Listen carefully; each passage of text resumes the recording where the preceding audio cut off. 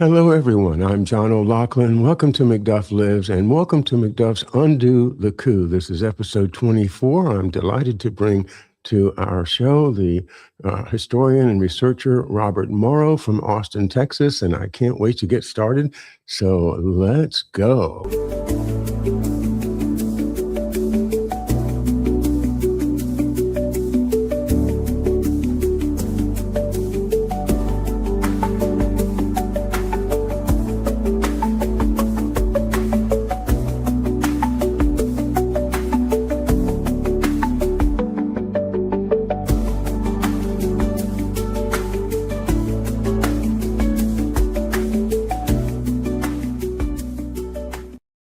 And welcome once again. I'm John O'Loughlin. This is McDuff Lives, and this is one of our Undo the Coup series. This is number 24, an interview with Robert Morrow. Robert Morrow is a gentleman that I had the great pleasure of hanging out with down in Dallas, Texas in November when I attended my very first JFK Historical Conference and really got my mind blown because all the way up to then, I had never considered LBJ is a prime candidate for the orchestrator of the assassination of his predecessor, John F. Kennedy.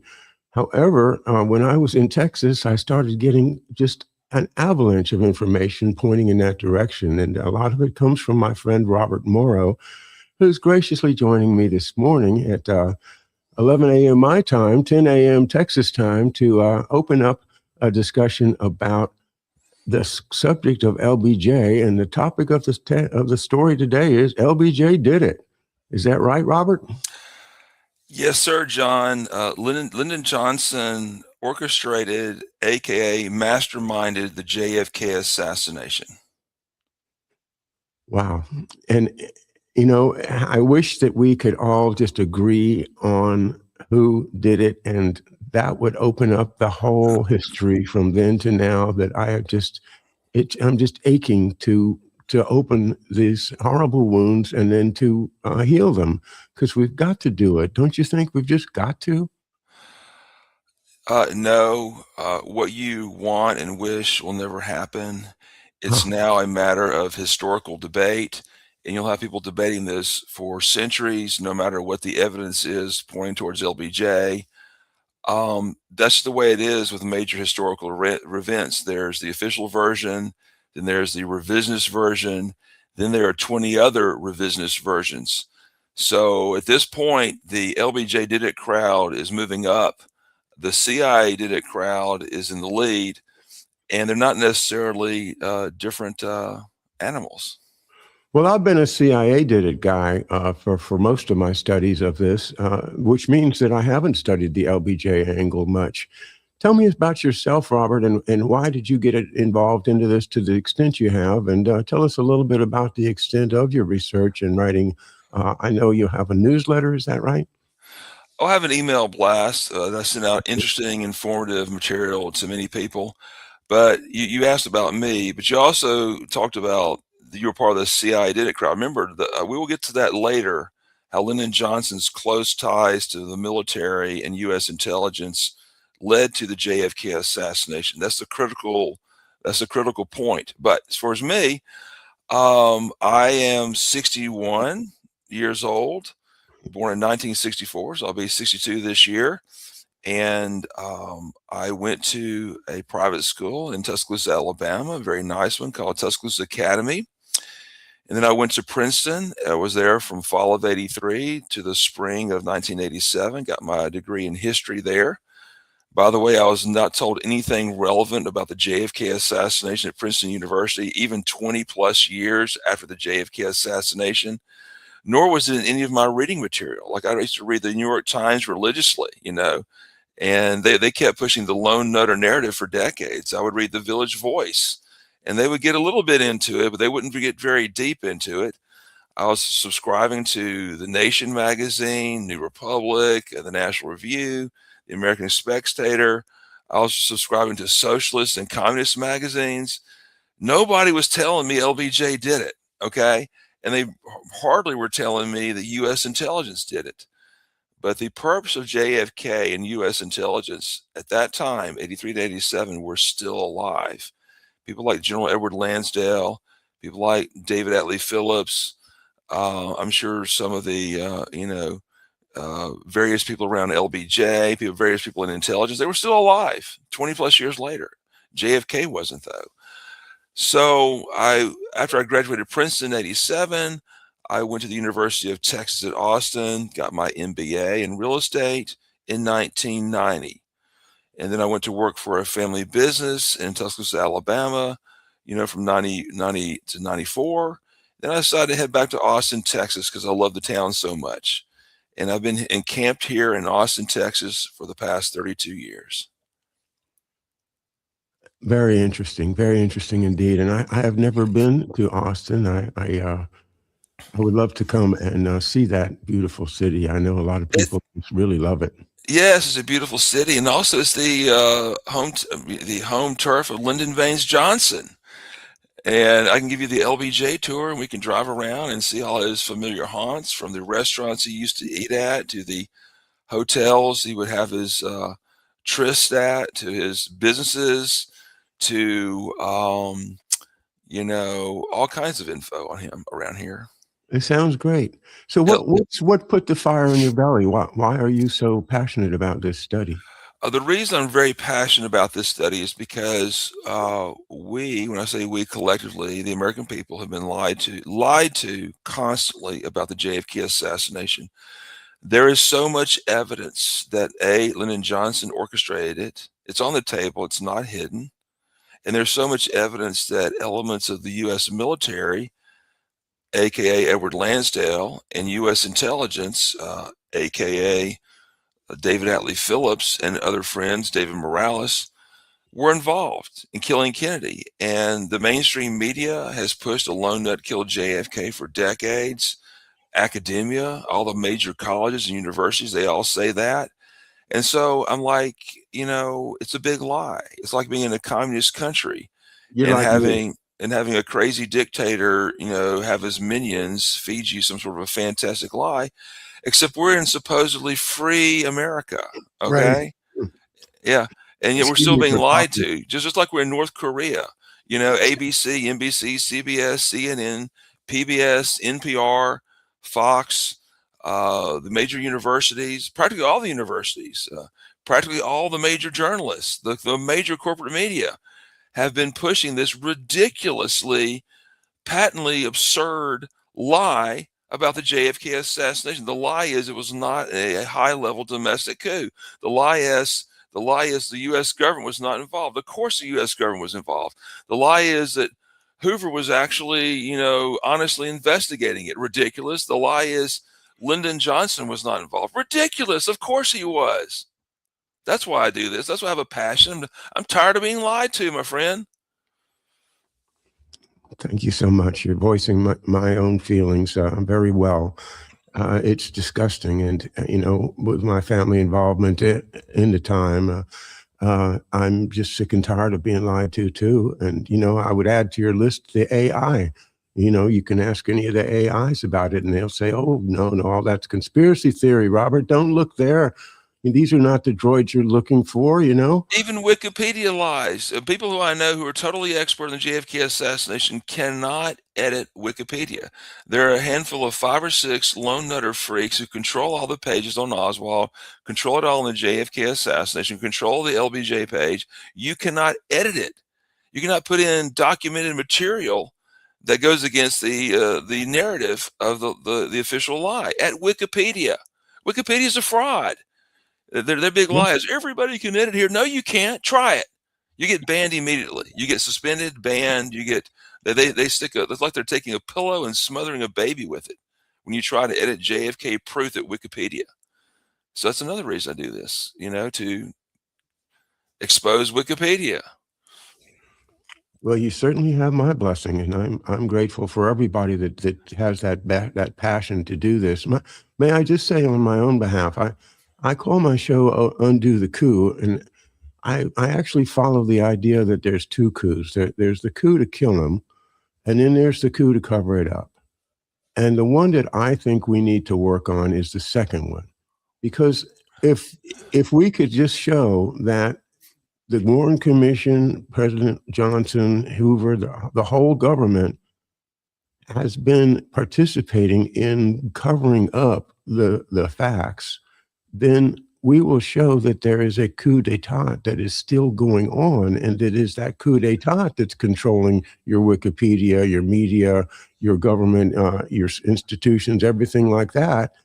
If the American people can just put aside the question, which I think everybody gets fascinated with, was exactly who shot, how many guns, who pulled, who gave the order, all of that stuff, which I have not delved into like you guys have in the JFK historical group, but to just say, okay, we don't know exactly for sure who orchestrated it, who pulled the trigger, but we do know that the effect of it was a coup d'etat, like the change in Vietnam policy. Boom, you're all of a sudden you're going for the big war picture instead of the potential withdrawal that JFK had planned. So and then the military industrial complex, which is, as I've studied the Texas material, wow, it really is a big MIC motive there. Am I right? Well, who was the number one spear carrier for the military industrial complex in Washington, D.C. for decades? Lyndon Baines Johnson. Okay. He knew Okay. all the executives. They were all his friends. They all made a ton of money off the Vietnam War. He knew all the generals. He knew all the contractors. He knew the people in government and out of government who wanted to fight wars and make money off of it. People like D.H. Byrd, the owner of the School Book Depository building, was a Texas oil man who benefited from the oil depletion allowance massive tax break that LBJ so religiously protected. He also was a military contractor. He made a ton of money off the Vietnam War with contracts from LBJ. He also was very tied into the Air Force, created the Civil Air Patrol that Lee Harvey Oswald joined in the 1950s as a patriotic, young, anti-communist teenager.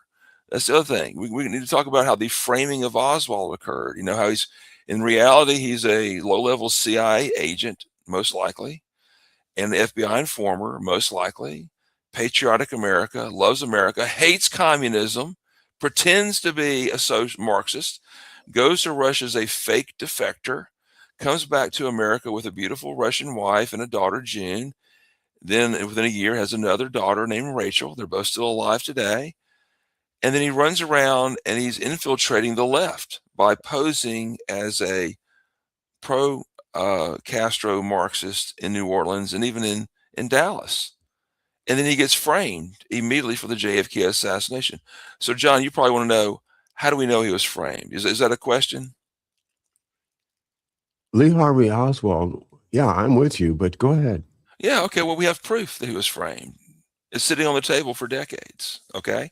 Tell us. So in 1960, Dallas FBI agent John Fain interviewed the mother of mother of Lee Harvey Oswald. Her name is Marguerite Oswald. He also interviewed his brother, Robert Oswald. And he asked these people, hey, do you have any evidence on Oswald being a communist? And they said, no, he was in the Marines. You know, he's patriotic America. We know nothing about all this. Or why he even defected to Russia. He's really a secret CIA agent posing as a Marxist, going to Russia to find out what's going on. Remember, it's the Iron Curtain back then. I do Yeah. have a question. Yeah. Who would have ordered Oswald to adopt this fake leftist attitude and go out and try to get in fights with the Well, opposers? well, you have the people who sent him to Russia and the people who were managing him. They were probably different. The people in Russia who were managing Oswald were probably a little bit different than the people who were managing Oswald when he got back to the USA. Okay, so I would say somebody in Office of Naval Intelligence and the CIA set him on his path to Russia as a fake defector.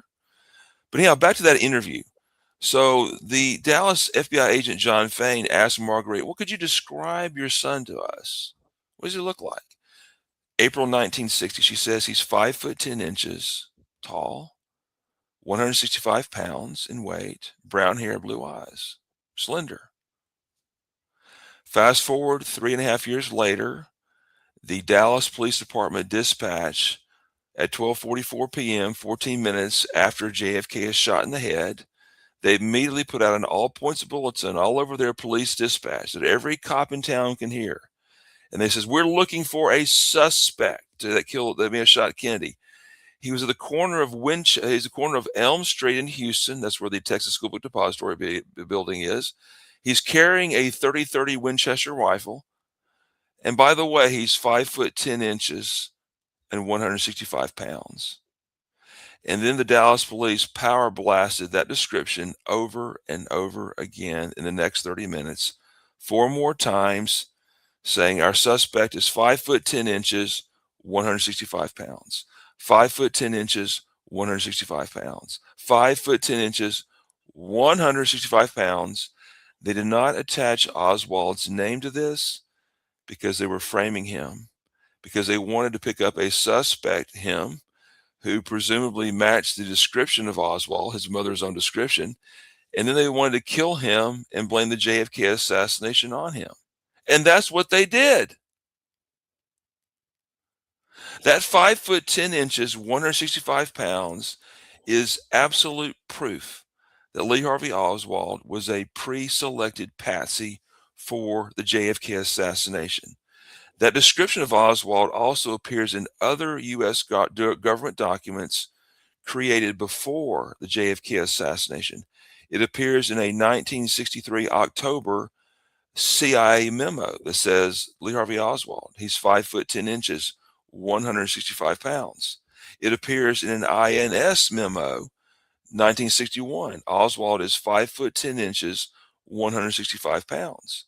So what I would think, I'm thinking here, people in U.S. intelligence who are wanting to frame Oswald go to their files and say, well, what is this guy's description? Well, he's 5'10", 165 pounds. Well, how about we manipulate the Dallas police immediately and maybe work with them and put out this and seed this Oswald, this physical description into the record immediately as a suspect. And then we'll have the police arrest him. And then while he's in police custody, as soon as possible, kill the guy.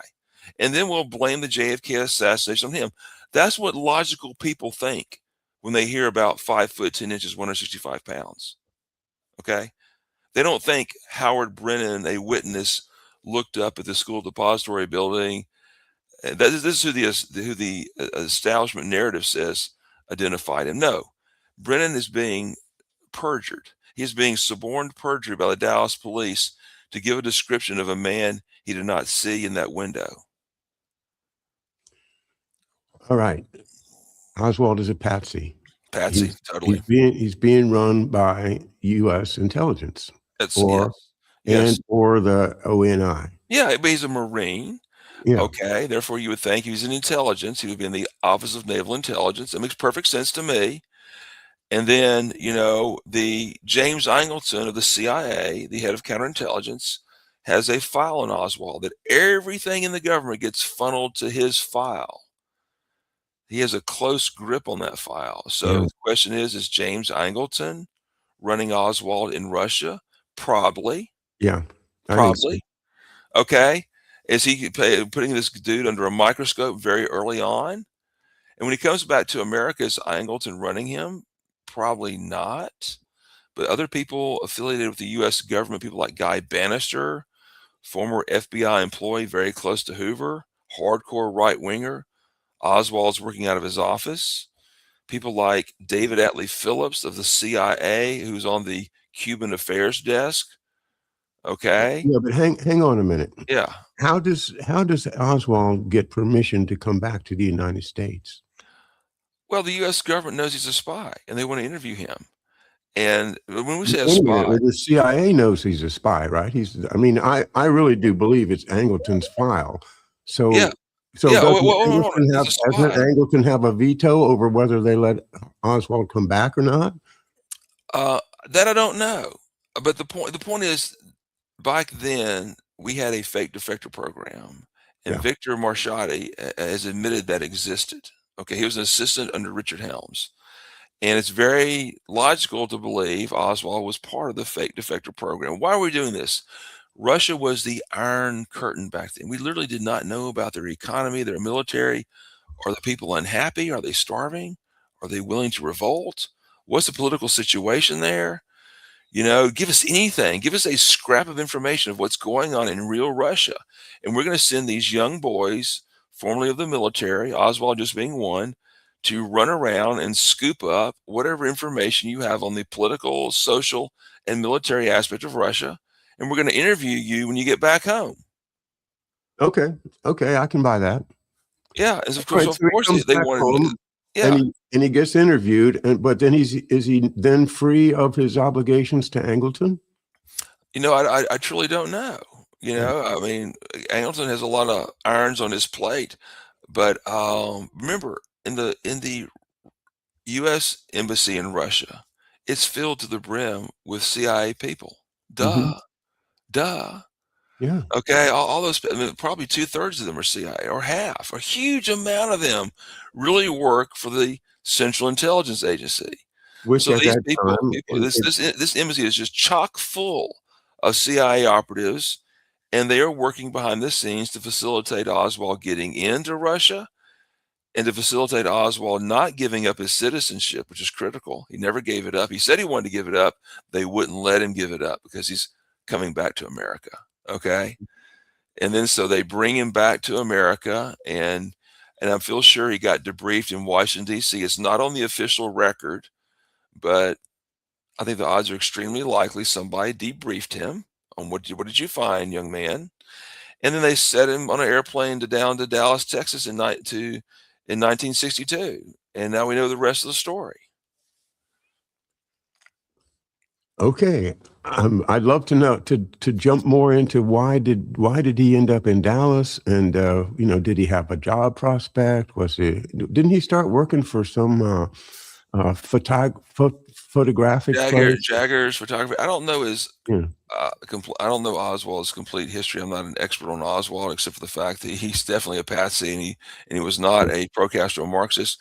But yeah, no, he gets, well, why Dallas? Because he had been in high school in Fort Worth, Okay. and Marguerite lived in Dallas. Oh, Okay, there. that's his mother, and his brother That's right. Robert lived not too far away. He's coming back to family. Okay. So Oswald had many homes. New Orleans being a home, Dallas being a home, New York City not really being a home, but him and Marguerite stayed up there with John Pick, his older brother, who was in the Coast Guard, I think. And Robert Oswald, his brother, was in the Marines. John Oswald, I mean, Lee Harvey Oswald was obsessed with the TV show I Led Three Lives. Are you familiar with that? No. Oh, this is beautiful here. Okay, in the early 1950s, this patriotic young teenager from America named Lee Harvey Oswald, when he defected to Russia, he says, well, I got a flyer on the Rosenbergs in New York City, and then, the socialists were passing this out, and I looked up communism and started reading up on it, and I became a communist when I'm like 15 or 14. Bullshit. Okay. In reality, teen Oswald in this time period is binging on a supremely anti-communist TV show starring the Herbert Philbrick, the character of Herbert Philbrick, who was a FBI. Bless you. Sorry for that flu you got. Herbert Philbrick was a supremely anti-communist activist. The TV show I Led Three Lives, the story plot every single night was a U.S. government agent pretends to be a communist. He infiltrates a local communist ring, and he catches all these people. He reports to the FBI, and everybody gets arrested. And he's the hero. Every TV show had that plot line. Oswald wanted to be that pretender communist arresting commies. Okay. Okay. And you said, well, Robert, how did you know this? Are you a mind reader? Where'd you get this information from? Robert Oswald wrote it in his book, published in January 1967. My brother Lee Oswald was obsessed with the TV show I Led Three Lives. That TV show is an FBI approved, supremely anti-communist TV show. He's being indoctrinated by the FBI into anti-communism, which is kind of a good thing, actually. But, he wanted to catch commies. So Lee Harvey Oswald wanted two things. He was obsessed with the FBI, that they're in charge of catching communists, and he wants to be a Marine. They're in charge of killing communists in the 1950s. Okay? There's nothing red about this guy, nothing commie about this guy. He was pretending it. He was reading up on Marxism, he was reading up on Russia, he was studying the enemy. He's kind of like Bill Belichick studying the film of other football teams, or Nick Saban studying the LSU film when Alabama was about to play LSU. He's studying Marxism and communism because he wants to defeat Marxism and communism. So when he gets back to Dallas and he gets in touch with FBI or vice versa, do we know how that happened? Well, we know that. See, I think that the government has many hands, and not all hand. The left hand doesn't necessarily know what the right hand is doing. So you might have an FBI field office where Oswald is an informer, maybe New Orleans, and the Dallas field office doesn't really know about that. Now that doesn't make sense. It seems like they'd be unified, but apparently that's what was going on. He was a quasi government operative working with Guy Bannister in New Orleans, very close to the FBI. He supposedly, I'm not saying this is true, was seen with CIA David Atlee Phillips in the fall of '63. And the person who said that was Antonio Veciana, the head of Alpha 66, a hardcore anti-communist group. He says, when I was in Dallas at the Southland building meeting with my handler, David Atlee Phillips, also known as Maurice Bishop, I saw a guy who looked just like Oswald. I don't know if that's true or not, but that brings David Atlee Phillips into the JFK assassination. John, David Atlee Phillips, before he died in 1987-ish, he admitted to his family he was involved in the JFK assassination. Now, he didn't directly say it, but it had been a bone of contention within his family for years, his hatred of John Kennedy. And he's on the phone with his brother, and his brother asks him literally right before he dies, a few weeks before he dies, were you involved in Dallas? Were you in Dallas? That means were you involved in killing Kennedy? And David Atlee Phillips says yes. Then they hung up the phone and never talked again. And the source on that is the nephew of David Atlee Phillips. So Atlee Phillips admitted to being involved in the JFK assassination. David Atlee Phillips was from where? Fort Worth. Fort Worth is where LBJ and JFK stayed the night before. LBJ has ties to Fort Worth. LBJ has ties to Dallas.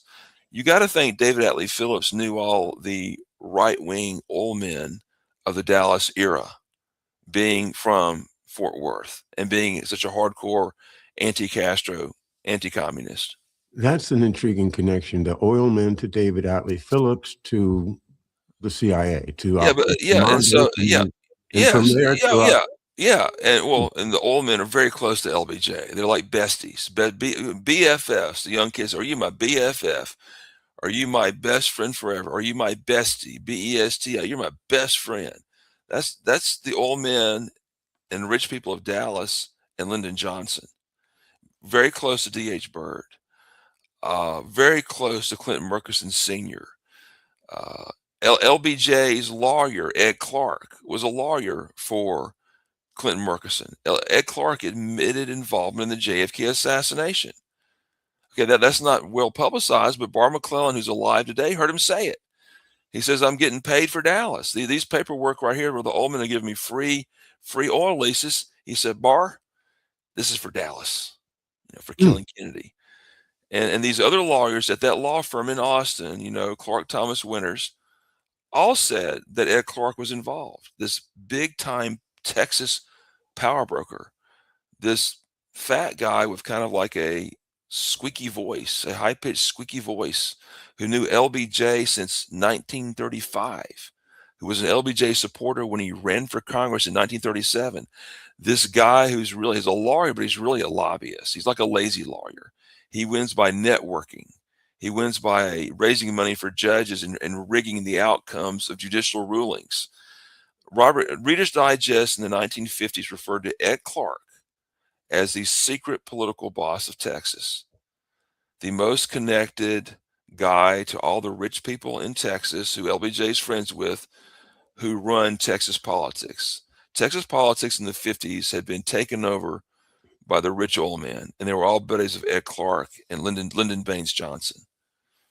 People like Sid Richardson, who died in '59. People like Clinton Murchison Sr., whose son founded the Dallas Cowboys. People like this hard right-winger H.L. Hunt in Dallas, who was in LBJ's suite at the 1960 Democratic Convention. The LBJ people don't like talking about that. They don't like talking about how H.L. Hunt went over to LBJ's hotel and was giving him advice on what to do as far as taking any offer from JFK or not. Yeah. Well, putting this together, there's a convergence of interest between the CIA and LBJ. And LBJ's, we could go through all of his motives, but that's all been recorded pretty well in various places. But number one, he was in trouble because of the Billy Saul Estes fraud. He was going to lose the Texas oil depletion allowance. Kennedy was going to take that away. The whole Vietnam War that they were all set up to profit from was going to disappear if Kennedy lived. Whereas on the CIA side, he had just fired Allen Dulles and Charles Cabell and Richard Bissell, and those guys were still running U.S. foreign policy out of their Georgetown suite. Well, So let's go back to Charles Cabell. yeah, He's an Air Force general, seen in a photo with Edward Lansdale and Allen Dulles from the 50s. Okay, so there's a famous photo of him and General Twining and Allen Dulles, Lansdale, and General Charles Cabell. So Lansdale knew Cabell. Cabell is spiteful of JFK for being fired. His brother, Earl Cabell, is the right-wing Democratic mayor of Dallas and also a proven CIA asset. That's a fact. That's in the files. He also, Earl Cabell, with LBJ's direction, ran for Congress in '64 and beat right-winger Republican Bruce Alger, and he became a tool of Lyndon Baines Johnson in the Democratic Congress in the 1960s. That is Earl Cabell, a tool of LBJ. Okay, so there you have LBJ, Air Force, CIA, Dallas hierarchy, all networked, all in on it to kill JFK. I'm not saying Earl Cabell killed JFK. I'm saying he's close to LBJ and was a very useful tool in the cover-up. I interviewed the son of General Charles Cabell, okay? And he said he's also a general. I interviewed him, 6, 7, 8 years ago. And I said, what did your father, Charles Cabell, who hated JFK, what did he say about the JFK assassination? The son said he was closed mouth about it. Why are you so closed mouth about it, General Cabell? You and your buddies totally hate the guts of John Kennedy, and all of a sudden you've clammed up on the JFK assassination. You didn't say, well, of course Oswald did it. No, Cabell knew what had happened or Cabell was involved. Take a pick. Okay? General Charles Cabell either knew who killed JFK, like Lansdale or whatever, or he was like helping to kill JFK. Which one do you want to have? this is my classic my hop versus lie hop. Made it happen on purpose or let it happen on purpose. And when you compare those two, you realize, hey, they're both criminal. They're both crimes. Let's stop trying to sort out, between, the details and realize that there's a major crime that's been committed that has changed history and it has taken our country away from us. Well, it hasn't totally taken our country away from us because we're on YouTube talking about the government murdering John Kennedy. Probably wouldn't be allowed to do that in North Korea, China, or Iran. So it's kind of like an open non-secret. Okay, it's secret to everybody who works in the government, the FBI. You can never get an FBI guy who's in government admitting, well, Hoover and the FBI covered up the JFK assassination. They politically can't do that because it affects their income. They'll get fired. You can't find anybody in the CIA saying, well, the evidence is stacked up pretty high. It looks like U.S. intelligence was involved. You can't get the LBJ library or their family members who fund it to say, well, Lucy Baines Johnson's not going to say, Daddy murdered JFK. Her daddy's legacy is on the line. They have to be in denial, have to be intentionally ignorant of the situation. Sure. And then you have the mainstream media for 62 years. People like, oh, the poor Washington Post is going under. They've lied to you for 62 years about the JFK assassination. Oh, the poor Dallas Morning News is firing everybody and collapsing and falling under, and they're owned by somebody in New Jersey. Well, they've lied to you for 62 years about the JFK assassination. Oh, Texas Monthly a few years ago was practically going completely bankrupt. Well, they've lied to you for 50 years about the JFK assassination. And now Texas Monthly is owned by a billionaire's daughter. I'm sure she's running it at a loss, and is still a propaganda organ for the lone nutter narrative here in Texas. But that's That's not, exactly what yeah. fires you up. That's what makes you mad. That's what makes you, Robert, do all of this great research. So I think we're going to keep going. I'm not going to sit back and say, "Oh well, we'll never solve this." Well, it's already been solved, John. Okay, LBJ Okay, did well, it. then what we need to do is to make the American people aware of it, Yeah, and well, that means we're going to. I mean, I think we're on a precipice here, is what I'm saying. yeah. If Well, we don't, I think our side is slowly winning. Okay, and what people would, from your point of view, and I've heard this a million times from people, like, why can't we all come together as a country and admit what happened, and have a reconciliation commission and have a group hug, and then go on our way? That's not going to happen in our lifetimes, friend. I'm 62 years old.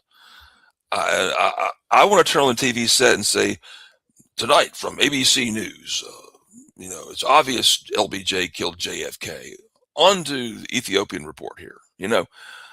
They can't do that. To this day, ABC this year oh, I ran know. yet another documentary saying a lone nut killed JFK. I started watching it and I almost threw up. I said, "Oh my God, they're They are still so, at me." because they would be proven wrong if they changed their script. So Okay. what? Yeah, they'd be humiliated. They ran a documentary Yeah. called Beyond Conspiracy in 2003 with Peter Jennings, authoritative anchor. Like Walter Cronkite used to end his show like, and this is Walter Cronkite for CBS News on, February 9th to 2026, and that's the way it was. And that's the way it is. If I may do And that for you. okay, and I that's used the to way. watch Walter All right, Cronkite. let me get it I right have a then. few years And on that's you, the way buddy. it is. Thanks, Uncle Walter. Yeah. Your network under William Paley was one of the CIA's top propaganda organs. You can read that in Carl Bernstein's article, "The CIA and the Media." You were a complete tool of the people who murdered John Kennedy, and your idiotic network, CBS News, which is still lying about it today, They have to. is pitiful. But they're Pitiful. all under control. Is that what Walter said? He said, and that's the way it is, right? And that's the way it is. And let me get it right. It's Walter Cronkite signing off for CBS, and that's the way it is. No, Walter. No, your buddy LBJ, who you interviewed multiple times. Walter, you're from Texas. You're another brainwashed Texas journalist who's making money off of this, because if you'd ever told the truth, you would get fired by CBS News immediately. President Johnson would go berserk. He would call William Paley, the founder of CBS News, who LBJ has known since 1943, and your ass would be canned within 1 minute of you going on the air talking about Lyndon Johnson killing John Kennedy. And that's the way it is.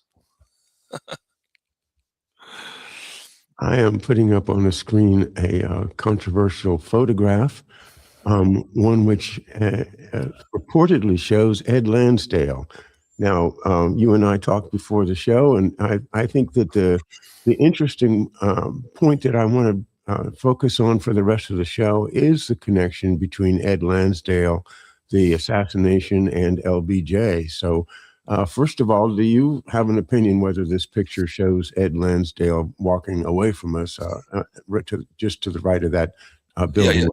Yeah. The answer is yes. And the reason I believe that is because 4 people who knew him well have said that. Okay. One is Colonel Fletcher Prouty, who worked very close with Lansdale. We're talking about the figure who is second from the right, the man behind the cop whose back is to the camera. Okay. The rectangular-headed man in a business suit that Lansdale often wore, who has a ring on his left finger. Okay, And that the way looks his left hand hangs kind of pointed back behind him is an idiosyncrasy that was noted by Krulak. yes. His hand hangs behind him, and he's square, and he's kind of has a little bit of a slouch, a little bit. Mhm. They see, people say, well, how can you tell from looking at the back of a person? Well, if you've ever worked in an office setting, okay, you've seen the backs of people as they're at their desk a million times. You've seen their back as they walk around the office. Okay, so the people who've identified Lansdale are General Victor Krulak, number one. Number two, Colonel Fletcher Prouty, who worked with him. Yep. Three, the wife of Lansdale, his mistress, his Filipino mistress, Pat Kelly, later told this to a guy who worked for Life magazine, Richard, I forgot his name, Billings, who Oh, told this to Danny hadn't heard Sheridan. that. I never knew Y- that. Thank you. Yes, yes. So, I think is it who's the Danny guy of the Christic Institute from the Oh, 1980s? Sheehan. Danny Sheehan. Danny Yeah. Sheehan was friends with Richard Billings in the 1980s. Richard Billings says, I just interviewed Pat Kelly, the second wife of Lansdale, his longtime mistress. I showed her the photo. She says it's him. The wife did. Now, Grant, you're saying, Robert, well, this is hearsay. Okay, well, it's hearsay. Okay. Pat Kelly in the 80s told this to Richard Billings, who told this to Danny Sheehan, who told this to us. I Mhm. consider Danny Sheehan an honorable, honest person. He was personal friends of Richard Billings. I don't know why Richard Billings would lie to him. Sheehan and Billings became friends in the late 80s. Lansdale died in February of 87. So the interview of Pat Kelly, his wife, his cute little Filipina mistress that he had, who was, by the way, you can see pictures of Pat Kelly and Madame New, the dragon lady, on the beach cavorting around in Max Boot's autobiography on Edward Lansdale. Edward Lansdale used to socialize with DM's brother and his wife with his mistress girlfriend. They used Yeah. to hang out at the beach, this hot little Filipino running around. You know, they both look pretty cute, the dragon lady and Pat Kelly. And so Lansdale is probably taking that picture of Pat Kelly and Madame New, the brother of Nego Din Diem's, the wife of the brother of Nego Din Diem. Yeah. So yeah, so that, no, and then there's another guy named Gregory Levin who wrote a book. He was a peace activist in the early 1970s. He's totally against the Vietnam War. Lansdale became fascinated with him. They had conversations. You know, Lansdale was totally up to his eyeballs in the Vietnam War, or trying to fix it or solve it or save it, however you want to classify it. He used to meet with this anti-war activist because he called him up in the phone book. And the guy, Gregory Levin, went to his house and would chit chat with him and be this noble anti-war activist who's about to go to jail for protesting the Vietnam War. And he's getting the download from Lansdale. And he knows what he looks like. And he says, that's Lansdale in the picture. We're up to 4 identifications beyond Krulak and Prouty. We're up to 4. Then you have the immediate resurrection of Lansdale's career by Lyndon Johnson within 11 days after the JFK assassination. And that's absolutely true, and is very suspicious. Let's let me ask the big question here, since we're only have a few minutes left. Is it a case of Lyndon Johnson feeling the heat, knowing that Kennedy's going to dump him, knowing that he's going to get prosecuted for all this, billions of dollars of fraud with the Billy Saul Estes, and plus the people that back him are going to be mad because they're going to lose their oil depletion allowance. They're going to lose the contracts to build things in Vietnam and the helicopters and all that.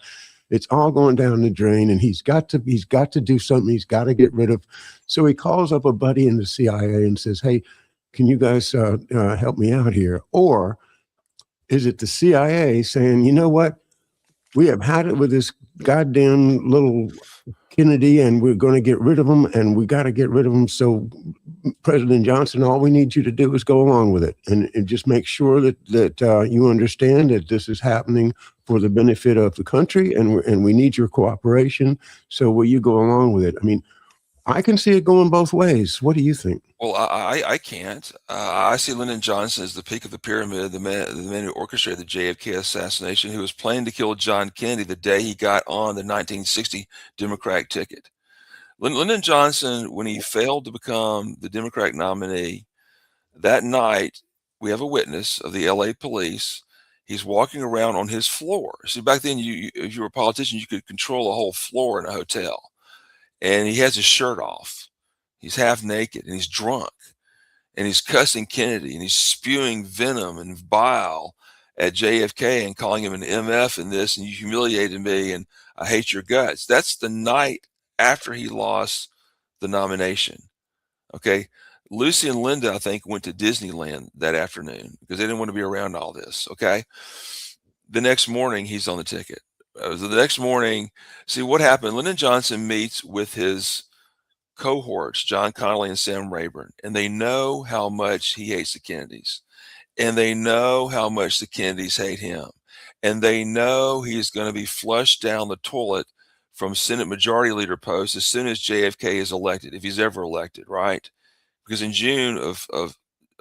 in July of 60, you don't know if he's going to win the election. You know he's got a good chance, though. Okay, Johnson, your career is finished. You're dead meat under Kennedy. You're also dead meat under Richard Nixon. He's not going to let you run the country like Dwight Eisenhower did. So what's your move, LBJ? Hold your friends close, but hold your enemies closer. You need to be vice president. And you can always kill the son of a bitch later if you want to. LBJ's thinking, I'm going to be VP now because I'm not going to be majority leader. My career is over with thanks to these blankety blank Kennedys. I hate their guts. It was a marriage not made out of love, but out of blackmail. And so the next morning, JFK comes to his suite, and JFK is a conciliator, okay, which most people should be, which a rational president should be, a conciliator, not like an idiot, aggressive guy like LBJ or Donald J. Trump, I might add, a conciliator. And he says, you know what? Why don't, he didn't mean this at all because he knows Johnson hates him. Totally. Johnson has publicly and privately told everybody he knows, I will never be VP under the Kennedys. That's just laughable. These people are belly lint compared to me. And Kennedy says he's expecting them to say no. Hey, would you like to be vice president? Expecting a quick no. And LBJ says, yeah, that's a great idea. Now that I think about it, do some great things for America. And Kennedy's like, what? What? JFK said I offered it him, and then he just snatched it. And he wants to be VP. And he's like a bulldog grabbing onto a bone. He won't let it go. Why? Because LBJ knows if Kennedy is ever elected, he's immediately demoted in the U.S. Senate. His political career is over forever, in theory, being a national leader. So he has to be VP.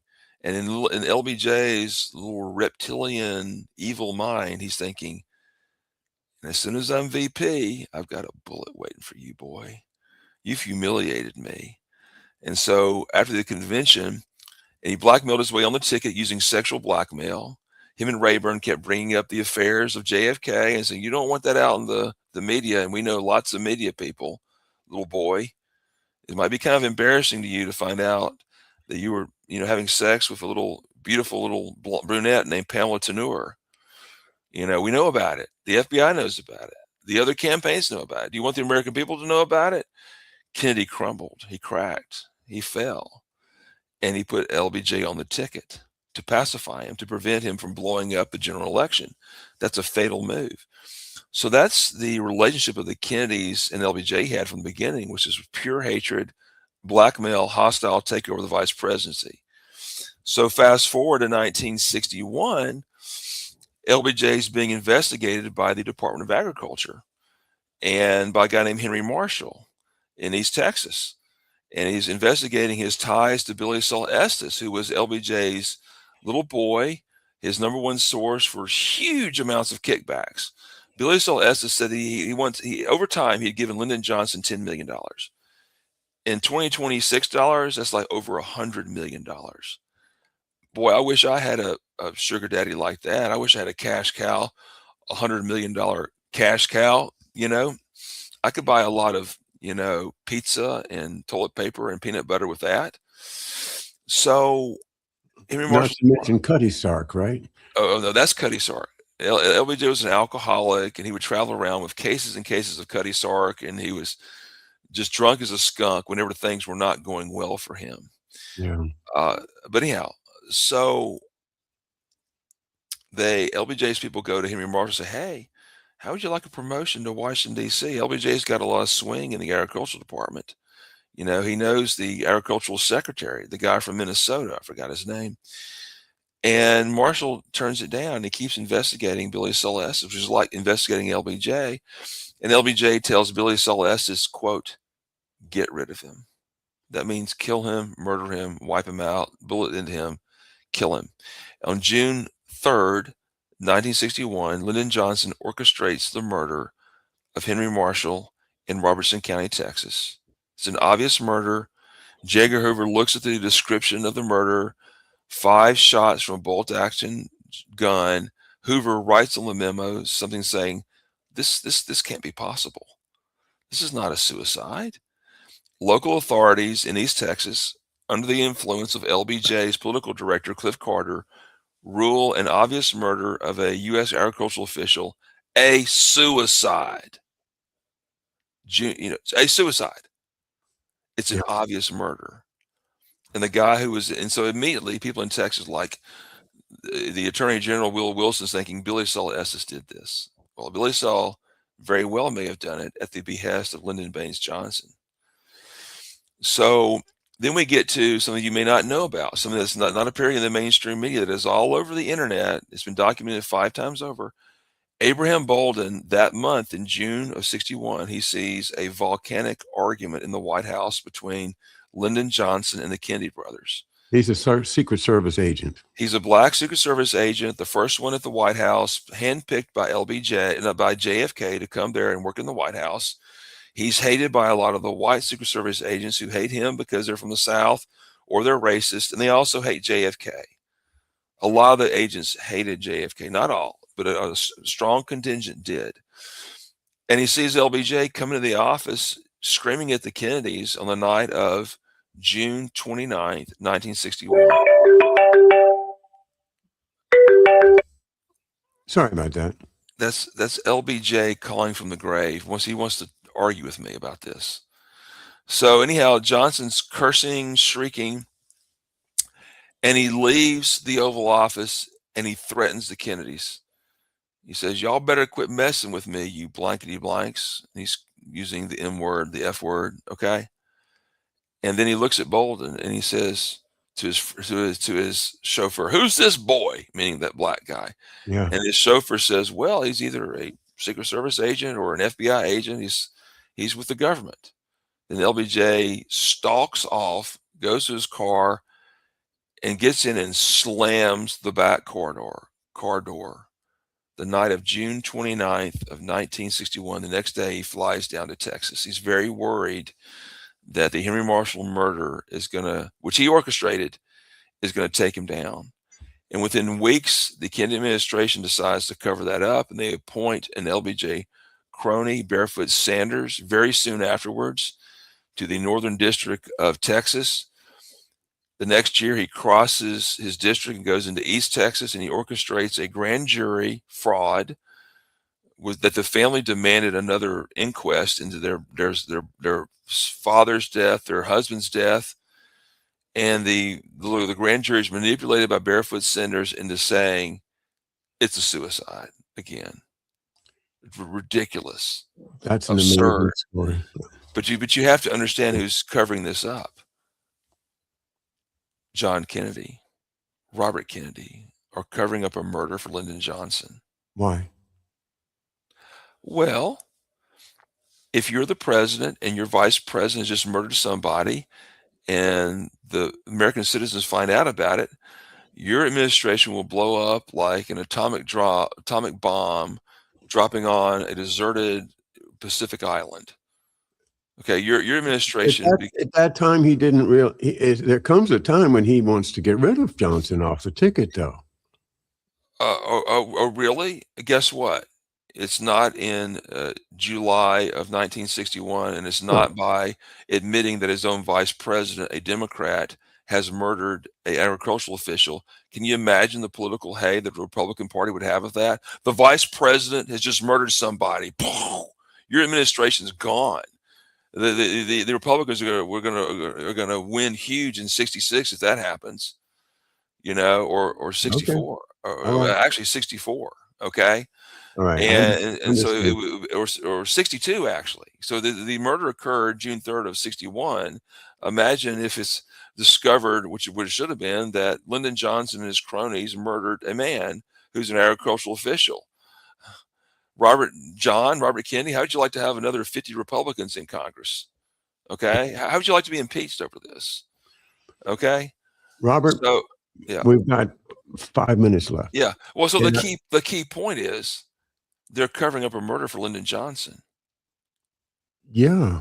That's Yeah. horrible. And for people who were Kennedy groupies in the JFK research community who bow at his feet and hug his little ankles, they can't handle that. And the Attorney General of Texas knew that a murder was being covered up, Will Wilson. And years later, he reported that John and Robert Kennedy were interested in the details of this case on a minute by minute basis, not a weekly basis, like give me the update from Texas once a week. No, minute by minute, not hourly. No, minute by minute basis. John and Robert Kennedy want every scrap of information about the Henry Marshall murder delivered to them because they deeply suspected their own super crooked, deranged vice president had just murdered a U.S. agricultural official. When you say, well, Wow. Robert, what are they going to do next? They're going to drop him in 63, my friend. Unceremoniously and viciously and savagely, yes, but they're not going to drop him right then. They're going to drop him in the fall of 63. And by then, LBJ knew what the game plan was, but he beat him to the punch. And as Paul Harvey used to say, and now you know the rest of the story. Never knew that. That's new stuff to me, and it certainly is an interesting reflection on character of JFK and RFK. As you know, I mean, a lot of people have deified them, and I tend to do that myself because of my father's connection. So You shouldn't. but You you know shouldn't. what I want to do? I really want to get into the question of which somebody on the chat just said it and pretty well. LBJ didn't have the wherewithal to organize an intricate assassination project. Sure he did. You Okay. get guns, you blow the guy's head off. Your best friend owns a Texas School Book Depository building. You outsource it to your friends in intelligence. You put a sniper on the grassy knoll. You put snipers plural on the 6th floor. The guy comes in an open limo. You blow his head off. Is that really hard to do? Your friends in the military know people who kill people. That's Okay, right. You're the spear of the military industrial complex for decades. You were on the Naval Committee back in the early 40s. You're a huge proponent of a massive Air Force in the late 40s. Under Eisenhower, you're running the country. You're the second most powerful man in D.C. It's not Richard Nixon. It's Lyndon Baines Johnson and Sam Rayburn and Dwight Eisenhower. You know all the military contractors. They know all the generals, right? The generals buy all these massive programs. You're getting massive kickbacks on all these weapon systems. You think you might know that LBJ might know somebody who knows how to kill somebody? Don't you learn how to kill people in the military? I'm just wondering. Yes. Is Lansdale involved? Yes. Do you think Lansdale might know 5, 10, or 20, or 100 anti-Castro Cubans who hate JFK? I think he might. Yeah. Yeah, of course LBJ had the wherewithal to pull his connections in the military and the CIA to assassinate John Kennedy. He was very worried when he talked to Earl Warren about people finding out that a faction in the U.S. government wanted him over Kennedy, and they orchestrated it. That's right. But he helped organize and bullwhip this faction into doing that. Yes, he had the wherewithal.